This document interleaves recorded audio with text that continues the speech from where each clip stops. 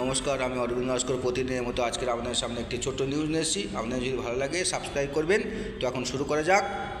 দীনকৃষ্ণ ঠাকুর সঠিক কথা বলেন, ভগবানের নামে যেসব ভুলভাল গল্প সমাজে প্রচার আছে বা বইয়ে লেখা আছে, সেই সমস্ত কলঙ্কযুক্ত গল্পগুলি বাদ দিতে হবে। কারণ তিনি ভগবান, তাকে আমরা পূজা অর্চনা করি।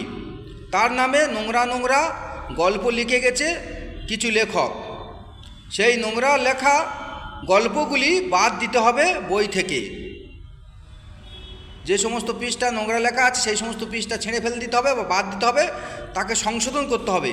তবে কলঙ্কমুক্ত ধর্ম, হিন্দু ধর্ম বা সনাতন ধর্ম গড়ে উঠবে। তাই আমাদের প্রত্যেকের লক্ষ্য থাকবে, আমরা সনাতনী, আমাদের সনাতন ধর্মে যে সমস্ত কুসংস্কার প্রচারিত আছে সেই কুসংস্কারগুলো বাদ দিতে হবে।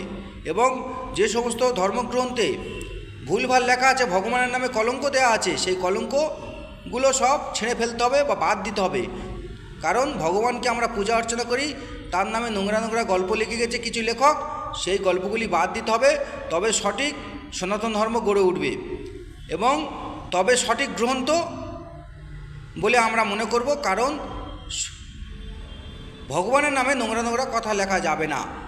কারণ তাকে আমরা পূজা অর্চনা করি, তাকে আমরা সেবা করি, তাকে আমরা বিশ্বাস করি, ভক্তি করি আমাদের বিশ্বাস থেকে যে ভগবান আছে।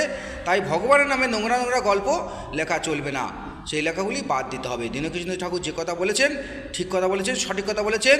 সমস্ত শিক্ষিত ব্যক্তিরা এগিয়ে আসুন, সনাতন ধর্ম যে সমস্ত ভুলভাল লেখা আছে সেগুলো আমরা গ্রন্থ থেকে বাদ দিই বা সেই পৃষ্ঠাগুলো ছেড়ে ফেলি। তবেই সনাতন ধর্ম সঠিকভাবে গড়ে উঠবে বা কলঙ্ক মুক্ত সনাতন ধর্ম গড়ে উঠবে। তো এখন আসছি, জয় হিন্দুস্তান, জয় ভারত।